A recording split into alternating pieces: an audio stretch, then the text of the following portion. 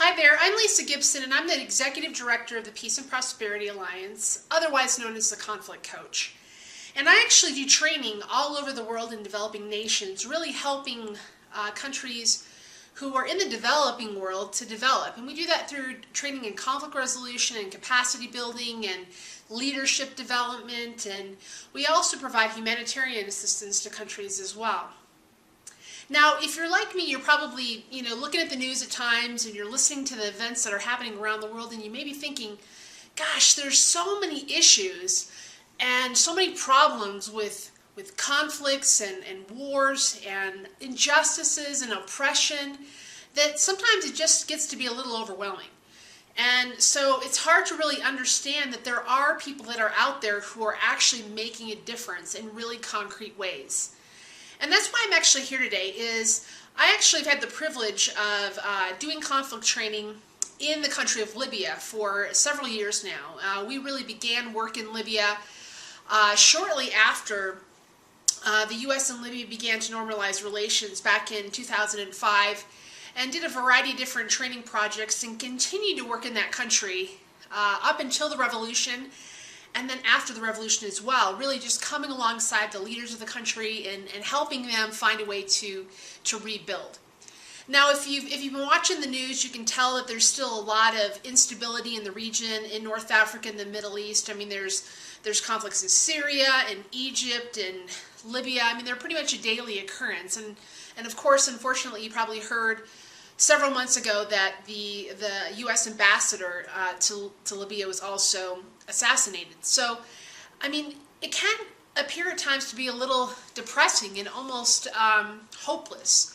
But I want to encourage you with a story about the kind of work that I've been doing there and just the real rich opportunity that we have right now to continue the work. And I had the privilege of being in Libya during the revolution and actually speaking to a crowd in Freedom Square in Benghazi on the day that the International Court issued the arrest warrant for Muammar Gaddafi.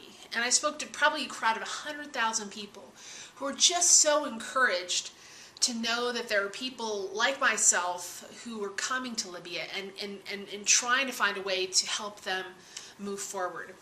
And there's still so much needed help. There's so much more help needed for this country, and that's why I'm here today.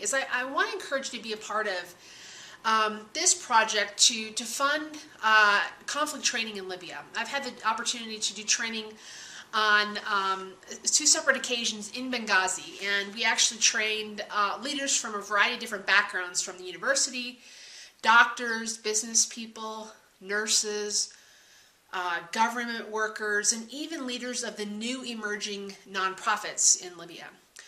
And the challenge is that we need to have the resources in their own language. We need to have them in Arabic. We need to have a variety of teaching tools available to be able to continue this project on a larger scale. And my vision is to be able to launch training in how to handle conflict more effectively, how to resolve conflict rather than engaging in retaliation, which has been kind of the historical trend in that country and in many other countries throughout the region. So here's your opportunity.